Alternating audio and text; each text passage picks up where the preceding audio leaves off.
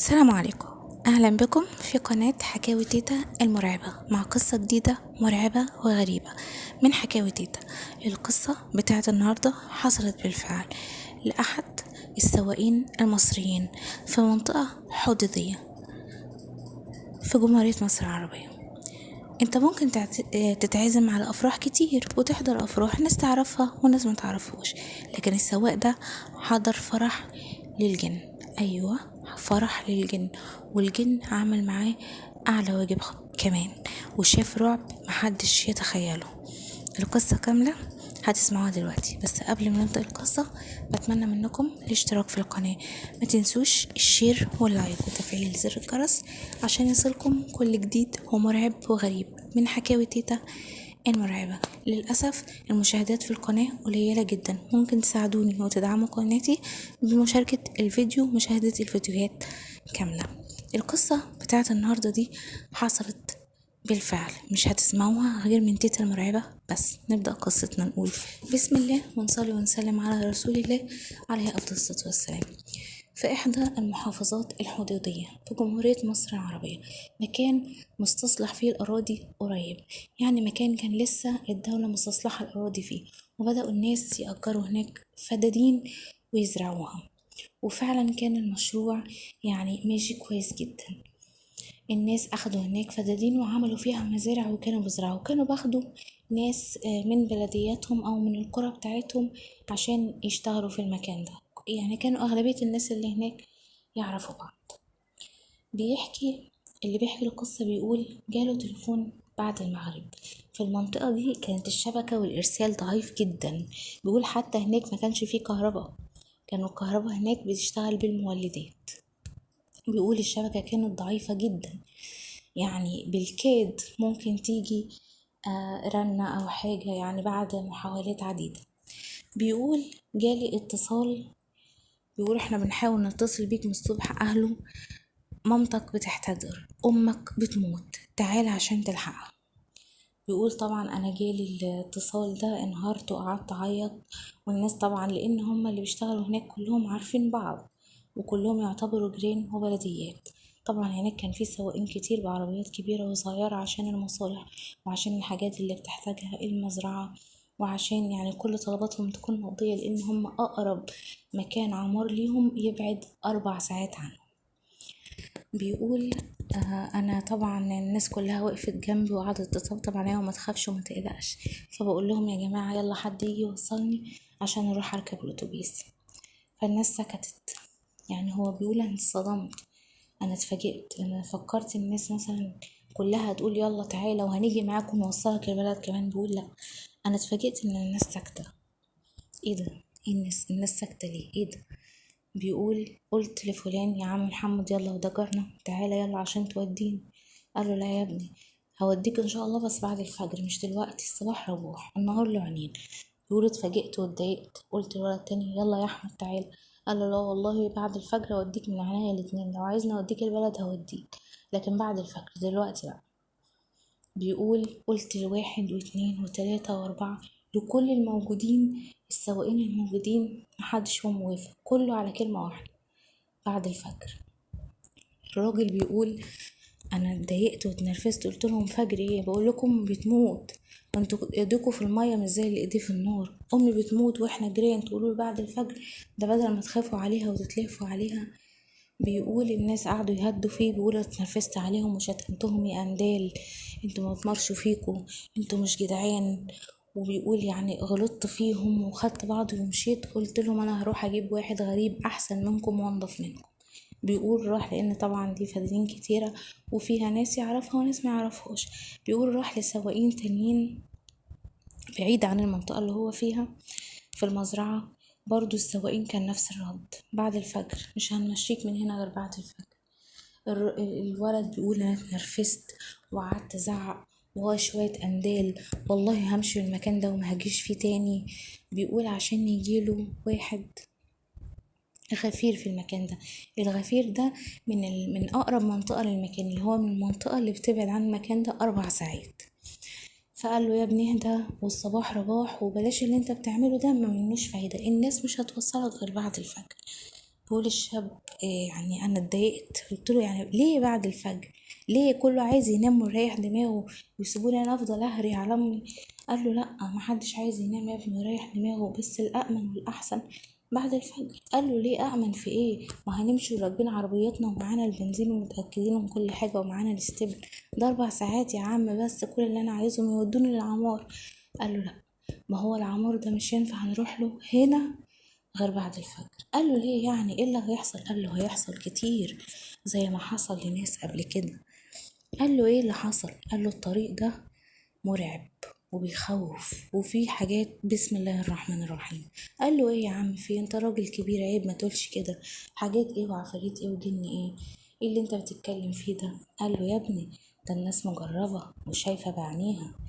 قال له شايفة ايه؟ قال له بص، انا هحكي لك، احنا مش بنقول الكلام ده غير للسواقين، والسواقين كمان هما اللي بيشوفوا بعينيهم، يعني في كذا واحد شاف كذا حاجة وحاجات كده بسيطة، لكن اللي حصل لمنصور الصعيدي ده اللي محدش كان يتخيله. قال له ايه اللي حصل لمنصور الصعيدي؟ قال له اول ما المزرعة دي اتعملت في اول سنة، منصور ده كان مشتغل هنا في المزرعة بعربيته، بيروح المنطقة العمار يجيب الحاجة ويجي على هنا، يجيب الأكل يجيب الشرب يجيب البنزين، أي حاجة بنعوزها منصور بعربيته يروح مسافة السكة ويجي، وبيبقى معاه التباع بتاعه، بس التباع بتاعه في اليوم ده كان عيا، ومنصور سابه في المستشفى، كان راكب معاه وفجأة كده جاله تحس ان هي ضربة شمس او حمى، خده وداه على المستشفى هناك. الدكتور قال له لازم يبات ولازم ياخد المحاليل دي كلها، ما ينفعش يمشي معاك خالص دلوقتي، هيتعب منك وهيفرفر منك في السكة. فالسواق قال له خلاص يا ابني خليك هنا، وانا مسافة ما اروح اودي الحاجة المزرعة هجيلك على طول مسافة ال4 ساعات. قال له ماشي يا اسطى، اتكل على الله. بيقول الكلام ده كان حوالي العصرية. بيقول وهو ماشي طبعا يعني كان في آخر العصرية كده. بيقول الدنيا ليلت عليه قبل المزرعة بحوالي ساعة، الدنيا ليلت خلاص والعشاء قدمت كمان. بيقول عشان يتفاجئ وهو ماشي فجأة كده ان هو شاف جنب الأسفلت خيمة كبيرة جدا، شادر منصوب، شادر ضخم مهول بتاع فرح. بيقول شادر، ايه اللي جاب شادر هنا؟ هو في ناس هنا يا ولاد؟ ده الطريق ده صحرا، ده انا معدي عليه بقالي 4 5 شهور صحرا، ايه الناس اللي عاملة فرحها هنا دي؟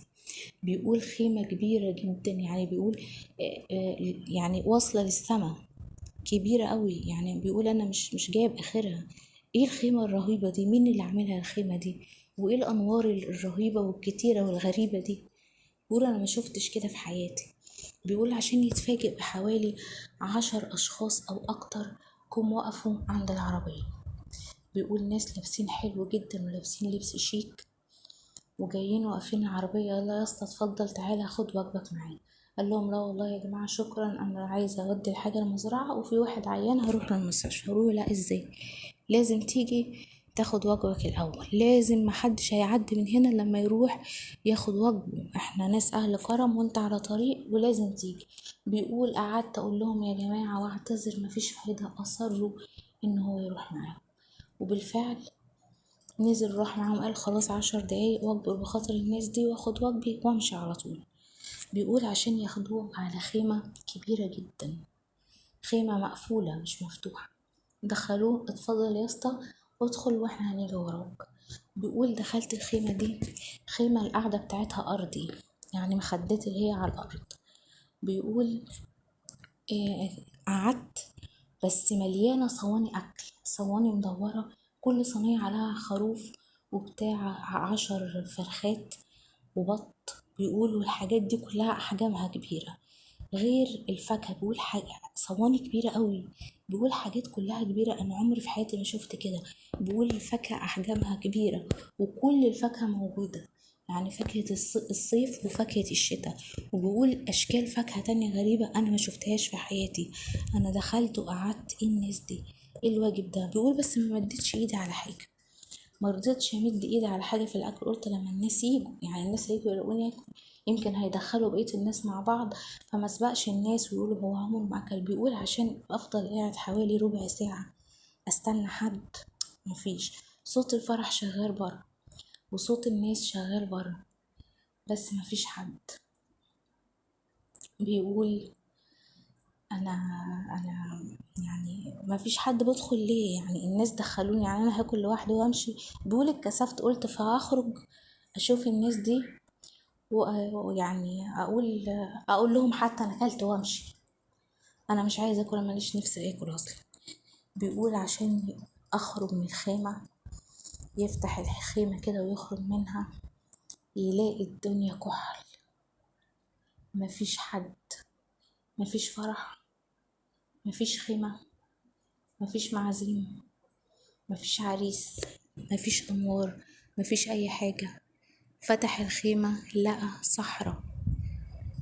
بيقول أعوذ بالله من الشيطان الرجيم. بيبص وراه ملقاش الخيمة اللي هو كان قاعد فيها أصلا، ملقاش حاجة، كله اختفى، كله راح. فين الفرح؟ فين الخيمة؟ فين المعازيم؟ فين الأنوار؟ فين الحاجة؟ مفيش. الراجل ده بيقول جرى لغاية العربية، وعند العربية أغمى عليه، يعني هو أغمى عليه عند العربية بالظبط. عشان تاني يوم بعد الفجر ناس يلقوه